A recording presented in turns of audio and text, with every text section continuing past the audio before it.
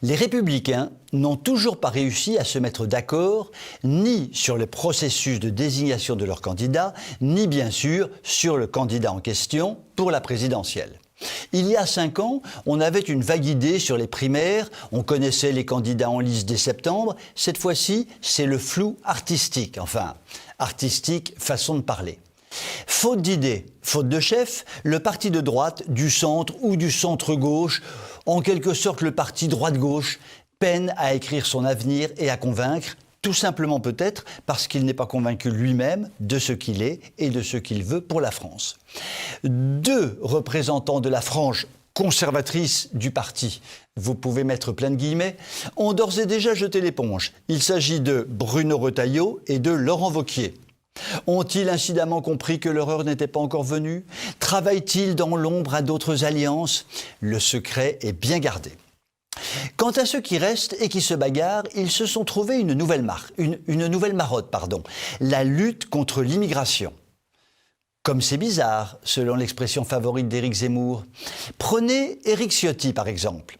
Il a déclaré vouloir une réforme constitutionnelle sur l'immigration.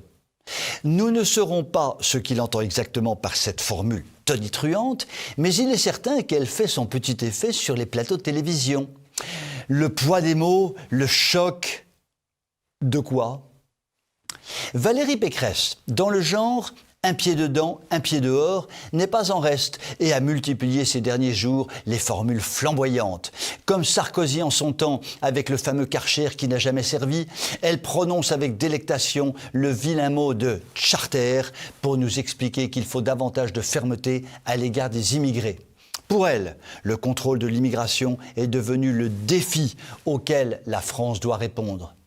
Ouh, j'ai peur.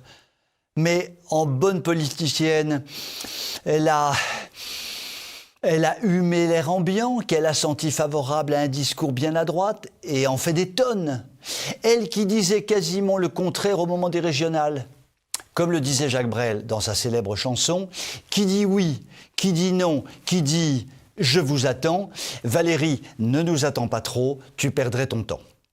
2 autres sires, pourtant bien connus pour leur centrisme gauche-droite de bonne aloi, enchérissent eux aussi et apportent leur voix à cette chorale mal ajustée.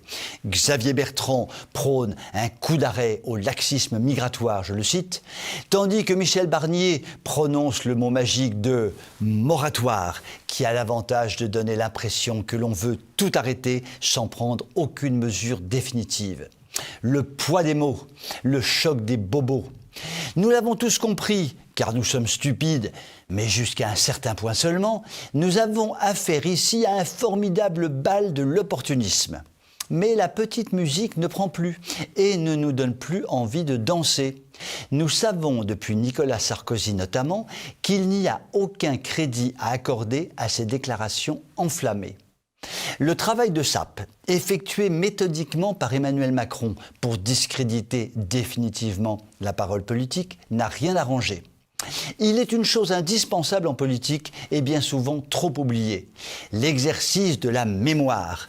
Manque de peau, ou manque de poule au pot, comme disait Henri IV.